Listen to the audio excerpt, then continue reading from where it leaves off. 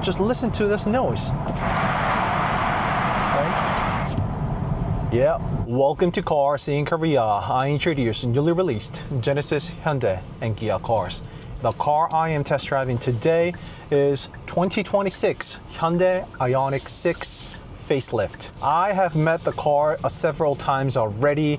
I do have in-depth review of the exterior comparison to that of the regular model and the N line, as well as there's also IONIQ 6 N, the second EVN from Hyundai, and it is going to be one of the fastest EVN out there. Today's video, the ride is all about test driving this IONIQ 6 Facelift. So for exterior review and comparison, please refer to my previous videos because I have a very thorough walk around side-by-side comparison video of all three cars that I just have mentioned and listed. So first things first, what's changed in this IONIQ 6 Facelift is definitely the battery. From 77.4 kilowatt hours of battery, the battery has now increased to 84.0 kilowatt hours of battery, increasing the range from 524 kilometers to 562 kilometers based on the long range,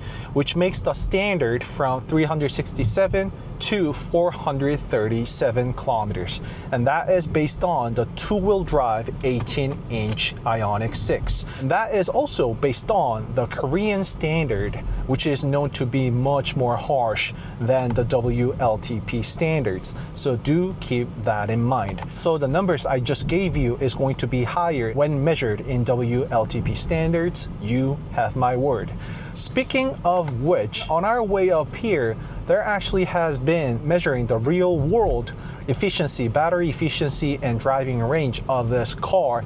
And like I have said in all of my videos, I hardly ever clock the suggested driving range, be it the BEV, battery electric vehicle, or ICE, internal combustion engine cars. It was no exception with the IONIQ 6 Facelift, unfortunately, but there are people who clocked over 7 kilometers figure. So all of this was tested and proven in real world situation. And it's not just a quick city drive that we've been doing for Hyundai to cheat on numbers and whatnot. It was nearly about an hour drive with the good mix of the city drives, highway drives, and even some of winding toge runs. Speaking of which, this car certainly has the performance, which I didn't really cover on this video, though, because I have my wife Dima on the right. She suffers big time from the motion sickness, and I didn't want to make her puke inside the car. Of course not. I will find that out on my long-term distance drives. However, I already know what IONIQ 6 is fully capable of. Well, there are a lot of factors behind it, be it #1 EV sedan from Hyundai Motor Group made out of eGMP, but there has been a lot of refinements and upgrades that isn't really quite visible on the outside. So what's noticeable the most is definitely the ride over the speed bump the ride this car provides. For the first time ever, there is the smooth drive mode.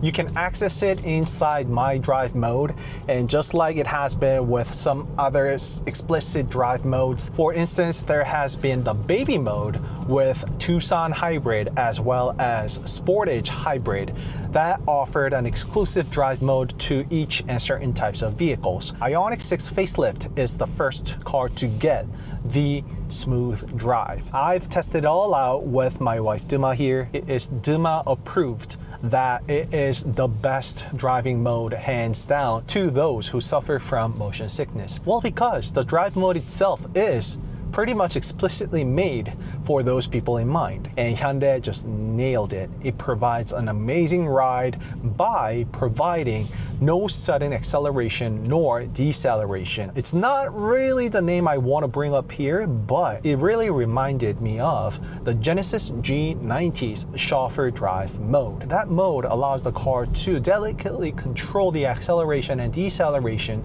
so it doesn't matter how much you floor the accelerator or decelerator brake, the car will find that gentle, smooth drive mode, accelerating and decelerating. The ride itself, very different from G90, but however, how it behaves, The nature of the drive mode itself is very similar to that.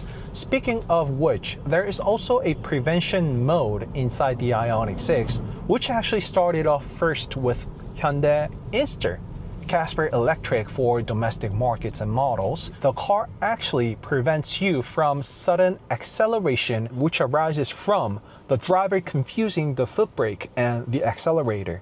I don't want to test it here. I will certainly test that out on my long-term distance drives in a wide public parking lot with boxes in front of it, so I can show you that the tech is there. It started off with the Inster, but IONIQ 6 Facelift also got it, so it definitely will prevent the car from unwanted or unintended acceleration. You know, at the end of the day, it's the human error and human factor that yielded such sudden accelerations, right? So that's happening around the globe, and Korea is no exception, unfortunately. It's really great seeing Hyundai taking a step forward to prevent such incidents from happening. While we're at it, while we're talking about the whole drive of this vehicle, there is also Smart Region 3.0. Not the first time Hyundai Motor Group offered it, but it is one of the first few few EVs to get such. So those of you guys who are familiar with the iPedal 3.0, it is different from that one. iPedal 3.0 allows you to drive the vehicle with 1 foot and 1 foot only. However, it does not detect the vehicle in the front at a stop red light. You manually have to do all the calculation in your head when to lift the foot off the accelerator in order to put the car into a complete stop. However, all of that is gone with the Smart Region 3.0. Essentially, it does exactly what iPedal 3.0 does not do, meaning if you just keep your foot on the accelerator and lift your foot off the accelerator, if there is a car in front of us like now, it is going to put the car into a complete stop. You can access it by using the paddle shifters on the right, pull it inside your body all the way, you will see the auto with the green light turn on. So that's how you know it's activated. It really makes a day and night difference in terms of the city drives. I said the same thing for the all cars that came with it. I'm just really glad that the IONIQ 6 Facelift got it as well. Just like now, you see, it's not dropping the speed. No, it's gliding, following the traffic in front of it, right? When the car comes to a complete stop, watch, I'm not doing anything. I didn't turn on the HDA, so it's different from that one. So big praise, props to the iPedal 3.0. It's my personal favorite, hands down by far. Absolutely amazing. And you can also use the HDA2, latest highway driving assist 2 that Hyundai Motor Group has got to offer. Works in city drives no problem, follows the lane and gives me a comfy ride. And the ride of the car stands out the most when you go over the speed bump, actually.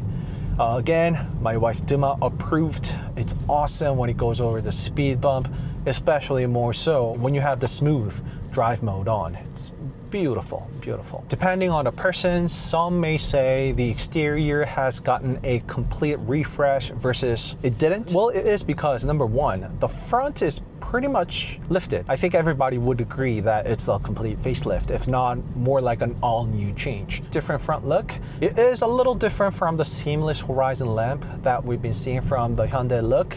It doesn't really have the lightsaber across all the way on the front. Rather, it has the 2 horizontal broken bars as a DRL in the front. Quite the design that we have seen from here and there with other Hyundai cars. Well, for instance, it will be Hyundai Kona. Right. When it comes to the rear, nothing much has changed because it still has the exact same tail lamps. However, I would say there's quite a lot of design upgrade as well. It has different lower bumper for sure. It also has different spoiler as well. They've gotten rid of the big spoiler that they used to have, the whale tail, if you will.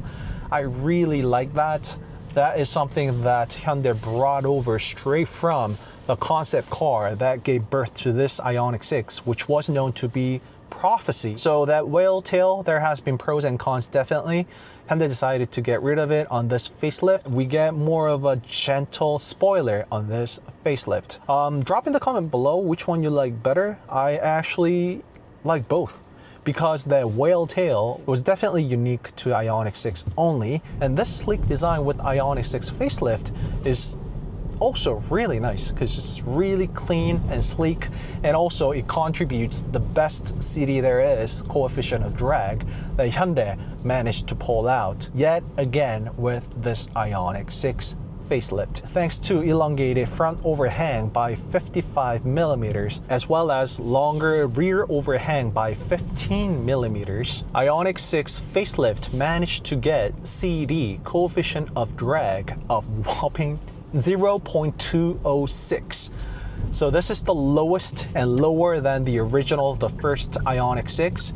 And of course, it is the lowest from Hyundai Motor Group. And all this was achieved by the different front bumper as well as the spoiler and the design that I've been going over, and also dual motion active air flap, which was first implemented on IONIQ 9 followed by this IONIQ 6. The lowest CD, well, number one, definitely contributes and gets translated into longer driving range that I told you at the start of the video, but it also contributes to NVH, noise, vibration, and harshness. More aerodynamic it is, there is less disturbance and resistance which arises from fighting through the air, and also the drag created at the back of the car, right? So it is not just about the driving range and efficiency no more. Lower CD contributes to pretty much everything there is when it comes to the vehicle.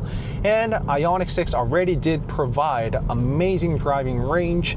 Once again, thanks to the streamliner and the pebble inspired design, it has the lowest CD out there as well as the longest driving range possible. It's even more stretched and available by this pebble shape design once again. So there is a lot more that's inside underneath this car than what meets the eye from the outside exterior wise. There has been a lot of upgrades and refinements that Hyundai made with this IONIQ 6 facelift. For instance, the weather strip. The weather strip now has been upgraded to further reduce the wind noise coming into the cabin. So we are in the worst condition right now inside a tunnel next to the furthest lane where all the noise is bouncing off. But just listen to this noise. Right? Yep. It's obvious. So we just heard it, one of the best NVH there is. Again, it plays a big role with the design and the airflow. In other words, the low CD. The steering wheel responsiveness is more direct than the pre-facelift by using the same technology used on IONIQ 5N. It's the first time ever, second after the IONIQ 5N, to get such tech. Hydro G bush is used on lower arm, unlike the pre-facelift model, and the suspension reacts to the frequency, providing the better comfort and ride.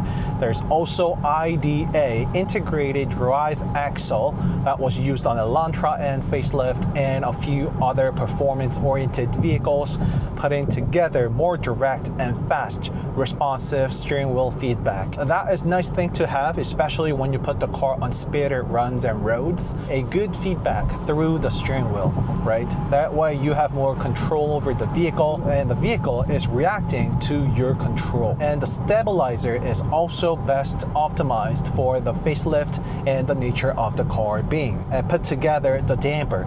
And you might be questioning, hey, seems like IONIQ 6 got all the upgrades and everything. Yes, the list actually does not stop there. The DSM, digital side mirror, it also has gotten better by 2% from the previous DSM. Fingers crossed you'll get this where you are.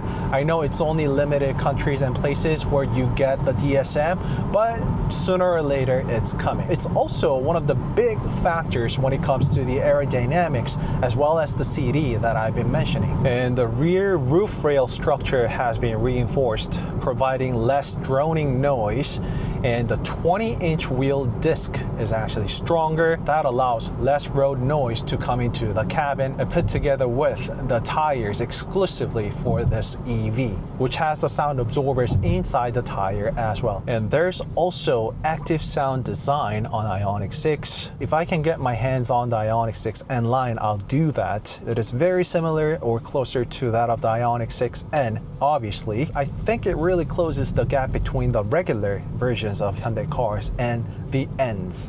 It's a perfect example of it. The design wise, it looks quite similar.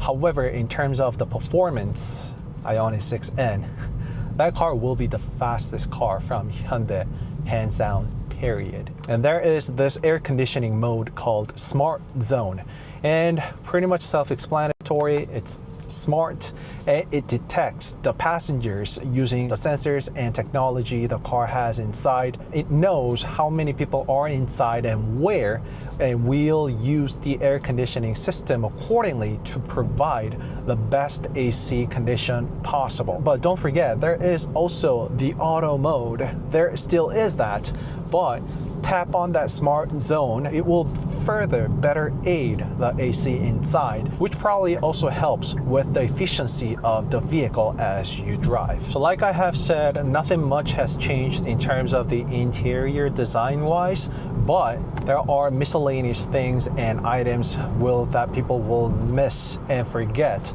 otherwise I mention it, such as the material used inside has also been upgraded, and the Hyundai Motor Group uses a lot of reusable materials inside out. And don't worry about its durability, because I've tested and have seen it for myself that it does last. I've been to Jeju Island, where there are hundreds if not thousands of IONIQ 5 and IONIQ 6 rental cars, and they've been exposed under severe harsh weather. It's an island, it's very windy, it gets very bright sunlights and whatnot, and I've rented out a car that had over 150,000 kilometers on, and there was no sticky steering wheel, nothing. The dashboard was holding up fine. It was perfect. It was all good. So the interior may not have changed all that much. However, there are a few things I want to point out in terms of the interior for sure. This center console, uniquely to IONIQ 6, it actually is flat if you really take a closer look at it.